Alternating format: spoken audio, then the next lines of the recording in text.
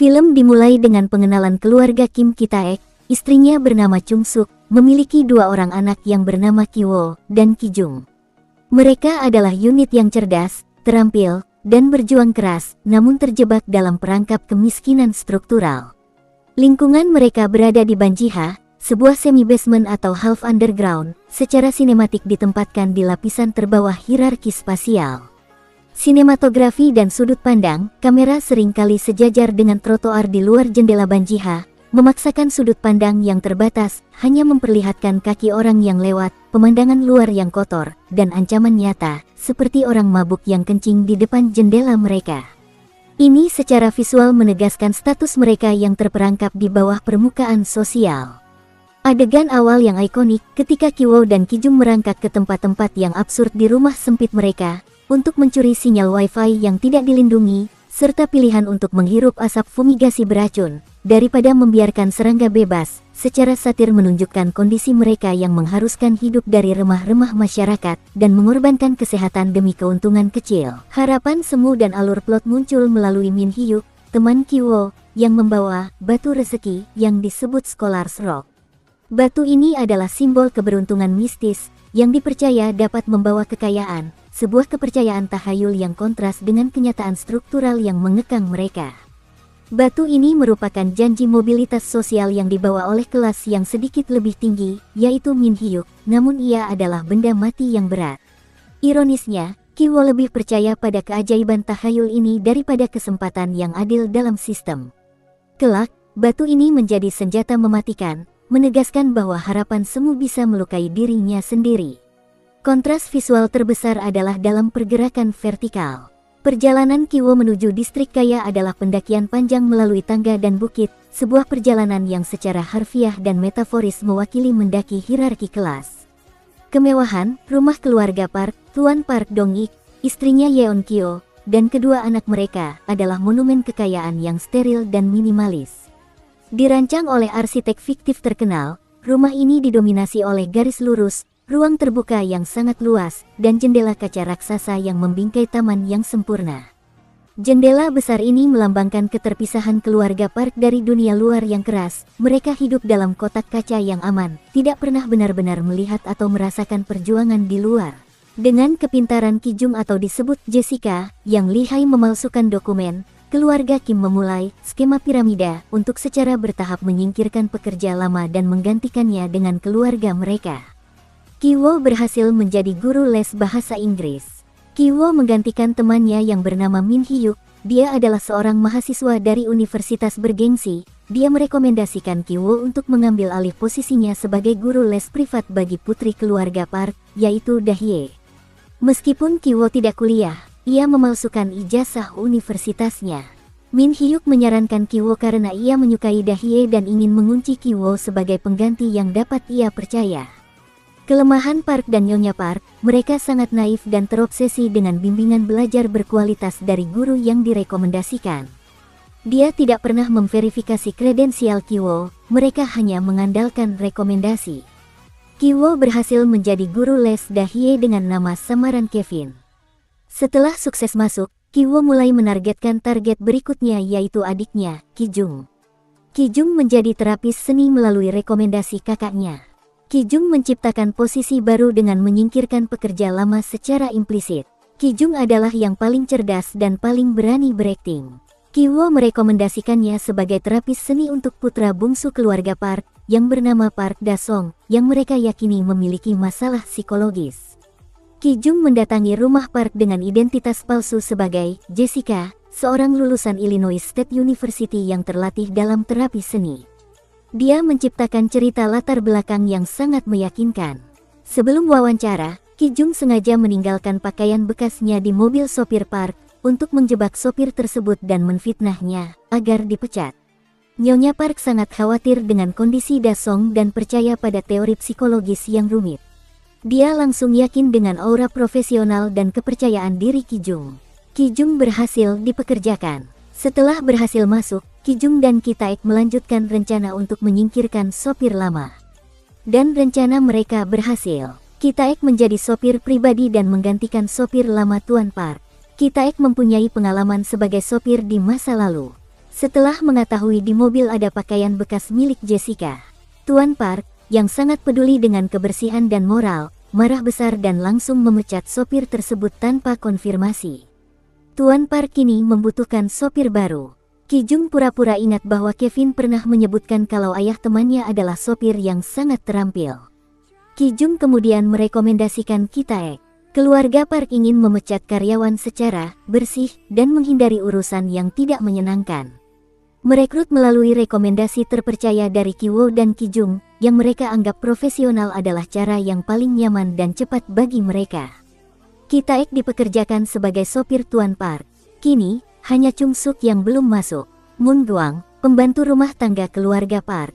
Moon Guang memiliki kemampuan memasak dan mengatur rumah tangga. Keluarga Kim harus menyingkirkan Moon Guang, yang telah bekerja untuk keluarga Park selama bertahun-tahun dan memiliki kepercayaan penuh dari Nyonya Park. Moon Guang memiliki alergi terhadap kulit buah persik.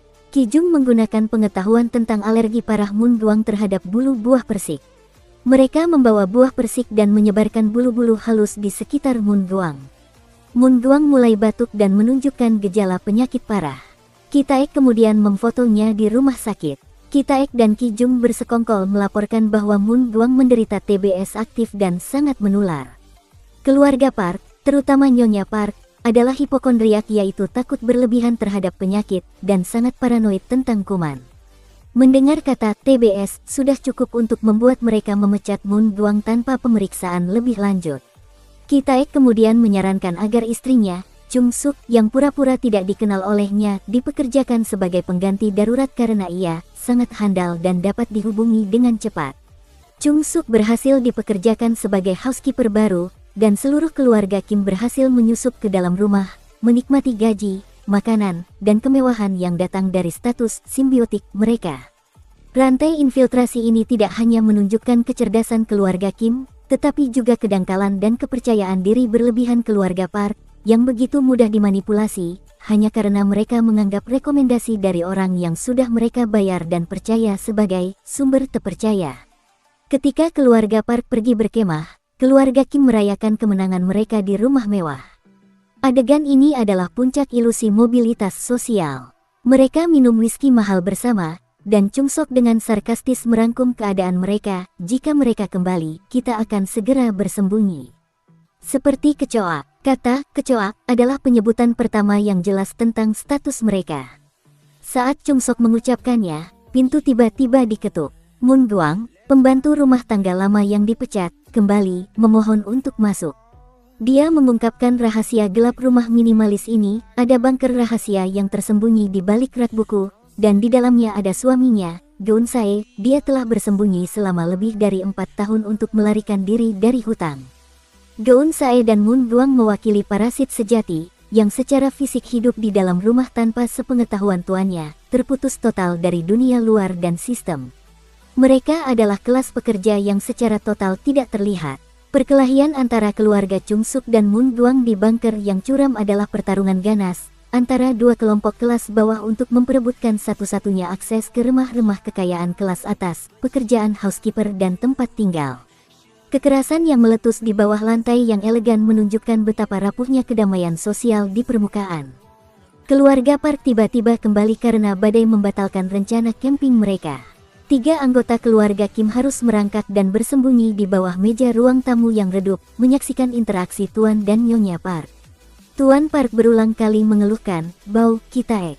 Ia menggambarkannya sebagai bau yang sama pada semua orang yang naik kereta bawah tanah, yang hanya muncul saat mereka berdekatan. Ini bukan hanya masalah kebersihan, tetapi bau lingkungan Banjiha yang lembab, bau pakaian lama, bau yang tidak bisa dihilangkan. Bau ini adalah garis batas sensorik tak terlihat yang ditarik oleh kelas atas, sebuah batas yang tidak boleh dilanggar. Ki-taek, Ki-wo, dan Ki-jung kemudian berlari menuruni bukit di tengah hujan deras.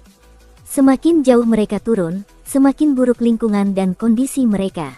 Adegan ini adalah masterpiece sinematik dari vertikalitas kelas. Bagi keluarga Park, hujan adalah ketidaknyamanan romantis yang hanya menunda camping dan membuat putra mereka tidur di tenda. Bagi keluarga Kim Taek, hujan adalah bencana total yang membanjiri Banjiha, dan rumah mereka dengan air kotor dan kotoran, dan menjadikannya tak layak huni. Kontras ini adalah inti dari kritik sosial Bong Joon-ho. Bencana alam yang sama memiliki dampak yang berbeda secara eksponensial bagi setiap kelas sosial. Pesta ulang tahun Dasong menjadi latar klimaks yang berlumuran darah, di mana batas antara kekacauan yang tersembunyi dan permukaan yang mewah runtuh. Ki-woo membawa batu rezeki ke bunker. Ia ingin mengakhiri krisis secara fisik, namun ia dipukul hingga tidak sadarkan diri oleh Doon-sae.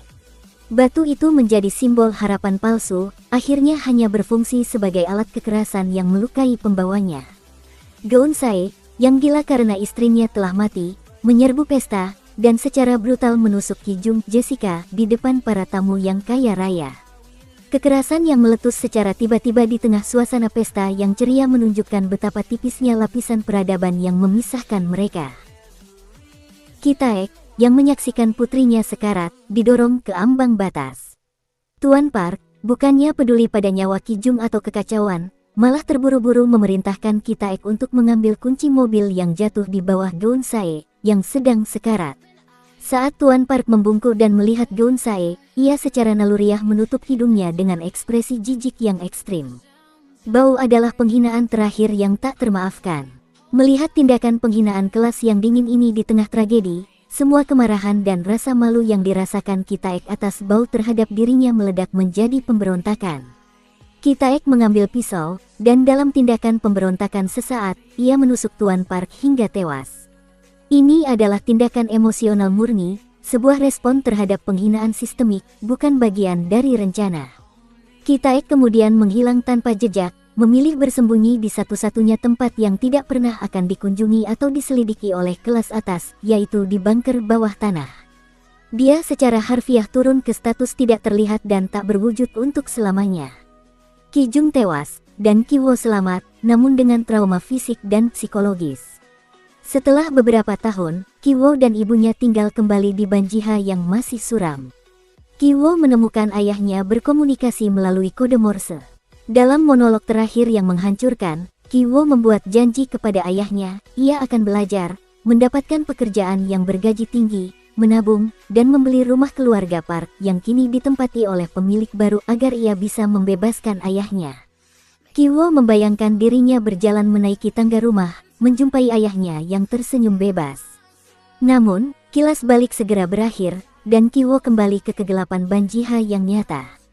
Rencana ambisius itu adalah fantasi yang didorong oleh keputusasaan, sebuah rencana yang secara matematis dan struktural hampir mustahil tercapai dalam sistem kelas yang rigid. Parasit berakhir dengan penegasan tragis, kekerasan dan revolusi sesaat dapat terjadi, tetapi struktur kelas vertikal tetap tak tersentuh. Ki-woo tetap terjebak di dasar piramida sosial, dan jarak vertikal antara Banjiha dan rumah mewah itu tetap tak terlampaui. Bagi Bong Joon-ho, rencana terbaik adalah tidak punya rencana sama sekali, karena takdir telah ditentukan oleh sistem itu sendiri. Bagaimana pendapatmu mengenai film ini? Tulis pendapatmu di kolom komentar. Sampai jumpa lagi di video selanjutnya. Bye-bye.